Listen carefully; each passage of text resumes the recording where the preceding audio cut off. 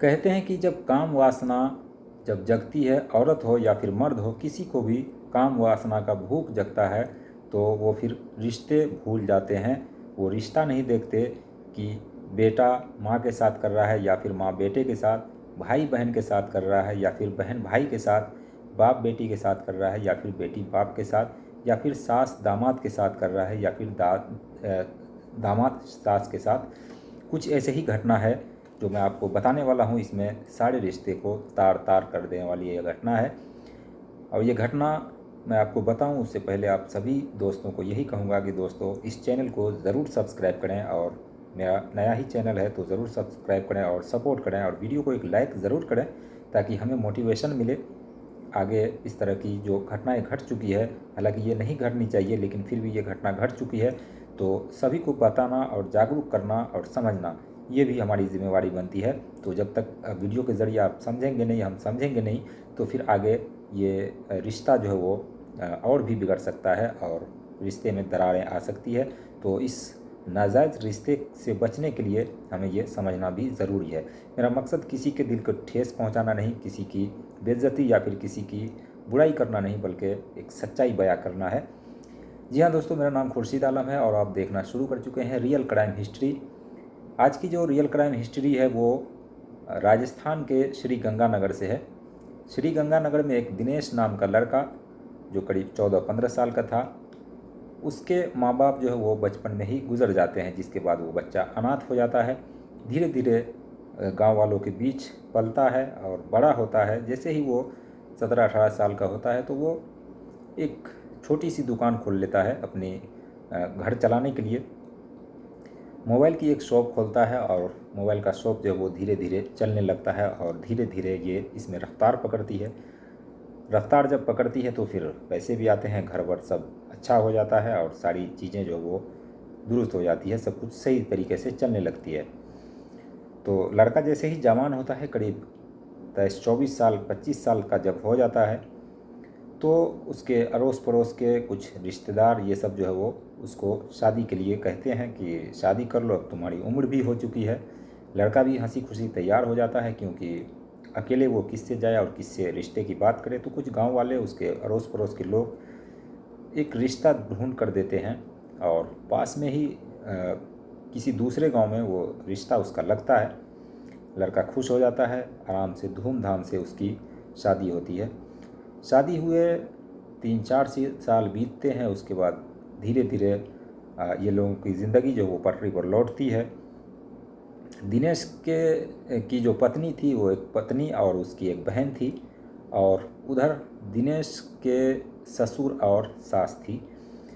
बस ये 4 लोग ही परिवार में थे। तो दिनेश से शादी हो गई सीमा नाम की लड़की से। सीमा इसके घर में रहा करने लगी, इसकी पत्नी हो गई। अब दिनेश अपनी दुकान चलाता, और एक दिन ऐसा आता है कि दिनेश की जो पत्नी है सीमा, वो बोलती है कि मुझे मैके से फ़ोन आया है और मम्मी पापा जो है मुझे बहुत याद कर रहे हैं, तो चलो मुझे छोड़ दो, अगर तुम नहीं जा सकते तो मुझे छोड़ करके वापस आ जाना। दिनेश तैयार हो जाता है, कहता है ठीक है, शाम को तुम्हें लेकर चलेंगे। शाम होती है, दिनेश जो है सीमा को लेकर मोटरसाइकिल से वो अपने ससुराल पहुंच जाता है। शाम में जब ससुराल पहुंचता है तो घर में सभी को पता लगता है। फिर दिनेश अपनी साली को ढूंढता है कि साली कहाँ है। अब दिनेश की जो सास है वो कहती है कि साली जो है आपकी वो अब काम करने लगी है और शहर में वो काम करने के लिए गई हुई है और वहीं रहती है, वहीं से पैसे वगैरह कमा कर भेजती है, तो घर चलता है और छोटा मोटा काम ये लोग भी करते थे। तो रात होती है, खाना वगैरह बनता है, खाना पीना सब खाते हैं और सो जाते हैं। सीमा अपनी माँ के पास सोती है और पति उधर अकेला एक कमरे में, और उसका जो ससुर है वो बरामदे पर, घर के बाहर वो बरामदे पर सोया हुआ रहता है। करीब रात के 11 बजते हैं। उसके बाद जो दिनेश है उसको नींद नहीं आ रही होती है, क्योंकि घर नया होता है। तो वो अपनी पत्नी को फ़ोन करता है और कहता है कि मेरा मन नहीं लग रहा है, नया घर है शायद इसलिए नींद भी नहीं आ रही है, तो तुम आ जाओ थोड़ी देर और उसके बाद फिर चले जाना। पत्नी पति के इशारों को समझ जाती है कि बुलाने का क्या मतलब है। पत्नी चुपके से उठती है और अपना दरवाज़ा खोलती है, पति के घर के दरवाजे में दाखिल होती है, पति के साथ वो बैठती है, बातचीत होती है, फिर उसके बाद दोनों एक दूसरे के साथ संबंध बनाते हैं, फिर दिल को थोड़ा सुकून मिलता है। फिर उसके बाद दिनेश कहता है ठीक है अब तुम चली जाओ अपने कमरे में। वो सीमा आ जाती है, फिर वापस अपने माँ के पास सो जाती है। फिर थोड़ी देर बाद दिनेश को नींद नहीं आ रही थी, फिर वो फ़ोन करता है सीमा को और कहता है कि आ जाओ। फिर सीमा आती है और सीमा के साथ फिर वो संबंध बना करके उसके बाद फिर वो सीमा बोलती है कि अब जाने दो, क्योंकि मम्मी जग जाएगी तो फिर प्रॉब्लम हो जाएगी, वो क्या सोचेगी मेरे बारे में। तो सीमा फिर एक बार अपने मम्मी के कमरे में जाकर सो जाती है। करीब रात के 2-2:30 बजते हैं। उसके बाद दिनेश को नींद नहीं आ रही थी, नया जगह था या फिर वो पत्नी के पास नहीं सोया था, क्योंकि उसको सोने की आदत थी एक जगह दोनों को, तो इसलिए भी नींद नहीं आ रही थी। दिनेश एक बार फिर से फ़ोन मिलाता है अपनी पत्नी को और कहता है कि तुम यहीं आकर सो जाओ, मुझे बिल्कुल भी मन नहीं लग रहा है, बिल्कुल भी अच्छा नहीं लग रहा है। पत्नी उधर मुंह करके वो फ़ोन में धीरे धीरे बातें कर रही थी ताकि उसकी मम्मी न जग जाए, और वो कह रही थी कि तुम क्या कर रहे हो, एक रात नहीं गुजार सकते, मेरी मम्मी बगल में सोई हुई है, वो सुनेगी, मेरे बारे में जानेगी तो क्या कहेगी। दिनेश फिर भी जिद करता रहता है, लेकिन उसकी जो सास है यानी कि सीमा की माँ जो बगल में सोई हुई रहती है, वो सारा बात सुन रही होती है, क्योंकि बात थोड़ी लंबी होती है। सीमा उधर से फटकारती रहती है, डांटती रहती है कि तुम सो जाओ, क्या सोचेंगे लोग। वो सास सारी बातें सुन रही होती है। फिर उसके बाद सीमा फ़ोन रख देती है और सो जाती है। अब सास जो है वो उसकी आँख खुल गई थी और धीरे धीरे कुछ देर के बाद सीमा को नींद आ जाती है। तो सीमा की जो सास है वो भी क्योंकि जवान थी अभी, वो भी उसकी उम्र कोई ख़ास हुई नहीं थी, करीब 40 वर्ष उसकी उम्र थी, और वो उठती है और बाथरूम जाने के बहाने फिर गेट लगा देती है। फिर वो धीरे धीरे अपने जो दामाद है उसके कमरे में चली जाती है। कमरे में जाने के बाद वो दरवाज़ा लॉक कर देती है, और जो दामाद सोया हुआ था वो अब नींद में सोया हुआ था, क्योंकि उसे सीमा ने मना कर दिया था कि अब नहीं आऊँगी, तो वो बिल्कुल बेखबर सो जाता है। सास पहुंचती है उसी बेड पर, उसी एक कंबल में जिसमें वो दिनेश सोया हुआ था। दिनेश के साथ वो चुपके से जाकर सो जाती है। धीरे धीरे दिनेश के शरीर में जब उसकी सास की जिस्म टच होती है, तो दिनेश की थोड़ी बहुत आँख खुलती है और उसे लगता है मैंने सीमा को बुलाया था, उस वक्त वो मना कर दी, लेकिन अब लग रहा है वो आ गई है। फिर वो अपनी करवटें लेता है और जो उसकी सास है उसको सीमा समझ करके अपने बाहों में जकड़ लेता है। लेकिन बाहों में जकड़ने के बाद उसे कुछ अजीब सा लगता है कि ये तो सीमा नहीं है। सीमा थोड़ी पतली दुबली थी, सास थोड़ी मोटी थी, और इधर उधर शरीर पर हाथ फेरता है, लेकिन उसे सीमा जैसी नहीं लगती। फिर वो थोड़ी देर सहलाने के बाद वो सारी चीज़ें जब फिर वो सोचता है कि क्यों ना एक बार चेक कर लिया जाए, वाकई ये सीमा है या फिर कोई और आ गई है। तो दिनेश अपने मोबाइल की फ्लैश लाइट जलाता है और जब चेहरे पर देता है तो वो सीमा नहीं बल्कि उसकी सास थी, और उसके अंदर भी एक काम वासना की भूख जगी हुई थी। दिनेश ये देखकर उठ कर बैठ जाता है और कहता है, सासू माँ आप ये क्या कर रही हो, मेरे साथ कैसे आप सोने के लिए आ गई। दिनेश कमरे से बाहर निकलने लगता है, लेकिन जो दिनेश की सास है वो उसे रोक लेती है और चुप कराने लगती है। वो कहती है चुपचाप रहो, नहीं तो फिर उन लोगों को मालूम चल जाएगा। मैं जानती हूँ कि मैं गलत कर रही हूँ, लेकिन मेरे अंदर भी मैं भी एक औरत हूँ और मुझे भी वो सब चीज़ का अधिकार है, और वो अधिकार मुझे मिलना चाहिए जो कि नहीं मिल रहा है, क्योंकि तुम्हारे ससुर है वो अब बेकाम हो चुके हैं, कुछ भी करने लायक नहीं है। तो क्यों ना तुम हमारी प्यास बुझा दो। और ज़रूरी नहीं है कि मियाँ बीवी का रिश्ता में ही ये सारी चीज़ें होती है, बहुत सारे ऐसे रिश्ते हैं जिसमें ये तमाम चीज़ें होती रही है, तो क्या बुराई है मेरे साथ करने में, जबकि मैं तैयार हूँ। दिनेश भी सोचता है कि चलो अगर किसी को नहीं बता रही है और अपने मर्ज़ी से आई है तो वो उसको भी अच्छा लगता है, और वो उसके साथ पूरी रात संबंध बनाता है। कई बार बताया जा रहा है कि उस रात दिनेश ने अपनी सास के साथ संबंध बनाया और उसकी जो सास है उसकी प्यास बुझाई। जैसे ही सुबह होने लगती है उससे पहले सास बोलती है कि अब छोड़ो, अब मुझे जाने दो, नहीं तो वरना सीमा जग जाएगी और उनको पता लग जाएगा। सास उसकी जगती है, वो चली जाती है उसी कमरे में, फिर सो जाती है। थोड़ी बात जब जगती है ये लोग तो फिर दिनेश भी जगता है, फिर नाश्ता वगैरह बनता है, वो तमाम चीज़ें होती है। फिर दिनेश कहता है कि मैं जा रहा हूँ क्योंकि मुझे काम भी है, दुकान भी खोलना है, वहाँ पर सिर्फ एक स्टाफ को मैं रख करके आया हूँ।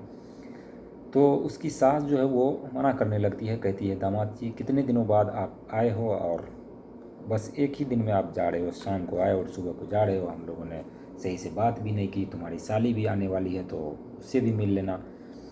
ये कहकर दिनेश की सास जो है वो बहाने लगा करके उसको रोकने के फिराक में लगी हुई रहती है।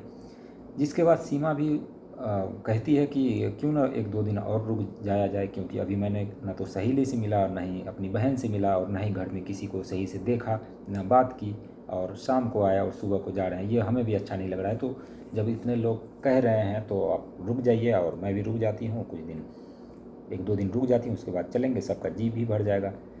दिनेश भी सोचता है चलो अच्छा ही है, क्योंकि उसे एक के बदले दो मिल चुका था।